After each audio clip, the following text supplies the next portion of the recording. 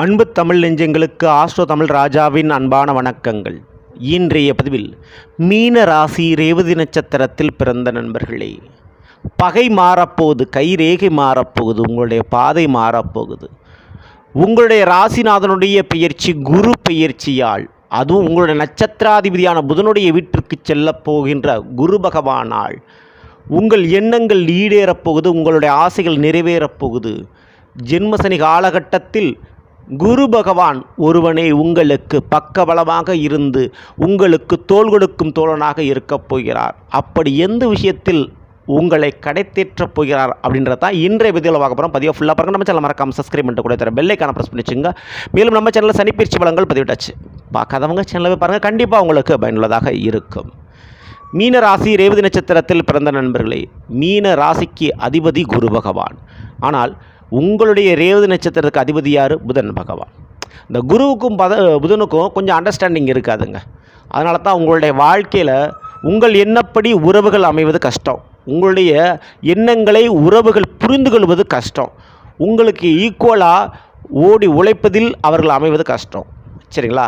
வேலை, தொழில், திருமண வாழ்க்கை, இப்படி எந்த ஒரு விஷயத்தை எடுத்துக்கொண்டாலும் உங்களோடு சரிசமமாக ஓடி உழைப்பதற்கு அல்லது உங்களுடைய மன ரீதியான விஷயங்களை புரிந்து கொள்வதற்கு சரியான ஒரு பார்ட்னர் அமைவதும் கஷ்டம்.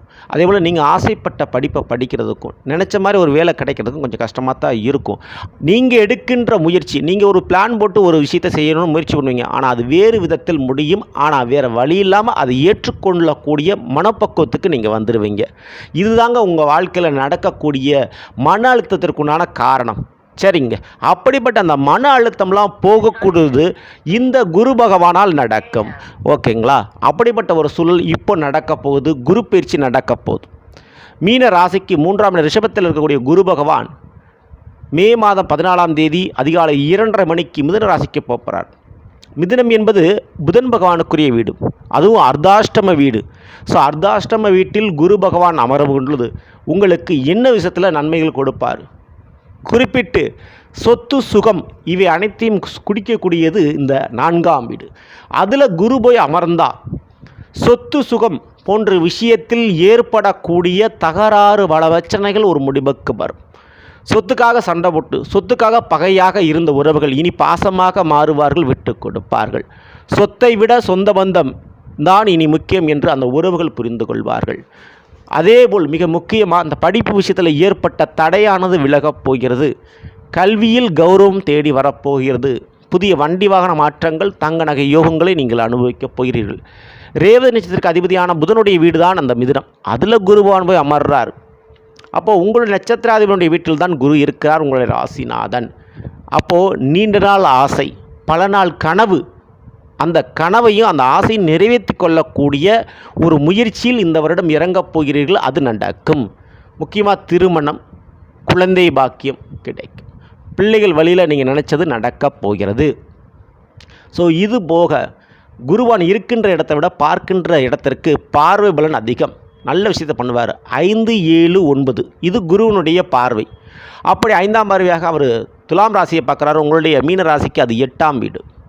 அப்போது தீர்க்கப்படாத தலைவலியாக இருக்கக்கூடிய வம்பு வழக்கு பிரச்சனைகள், வாழ்க்கை துணையால் ஏற்பட்ட பிரச்சனைகள், மறைமுகமான எதிரிகளால் ஏற்பட்ட பிரச்சனை, ஏவல், பில்லி, சூனியம், செய்வனை, வசியம், இந்த மாதிரியான எந்த பிரச்சனை இருந்தாலும் அது இப்போது அடங்கும் தெய்வத்தின் அருளால். அப்போ தெய்வ வழிபாடுகளை மட்டும் தவறாமல் நீங்கள் பண்ணிக்கங்க. இஷ்ட தெய்வமாக இருந்தாலும் சரி, குல தெய்வமாக இருந்தாலும் சரி, விடாமல் பண்ணிக்கிறது நல்லது. அடுத்து 7ஆம் பார்வை தனுசு ராசியின் மீது பதிகிறது. உங்களுடைய மீனத்திற்கு அது 10ஆம் வீடு. அப்போ தொழில் விஷயம் சிறப்பாக இருக்குங்க. தொழிலுக்கும் வேலைக்கும் நல்ல விதத்தில் யோகம் உண்டு. இந்த ஒரு காலகட்டத்தில் போட்டதை எடுத்துட முடியும். அடுத்து அவருடைய 9ஆம் பார்வை 12ஆம் வீடான கும்பராசியில் பதிகிறது. அது கும்பம் என்பது உங்களோட மீனத்துக்கு 12ஆம் வீடு. அப்போது வீடு மாற்றம், பாக பிரிவினை, வேறு ஒரு ஊருக்கு மாறுறது, வெளிநாடு யோகம், மாமியார் வீட்டுக்கு செல்லக்கூடிய பாக்கியம், பெண்களுக்கு திருமணம் நடக்கூடிய பாக்கியம் போன்றவை ஏற்பட வாய்ப்புண்டு. சரிங்களா? இப்போது இந்த நாளில் குரு இருக்கிறார் இல்லையா?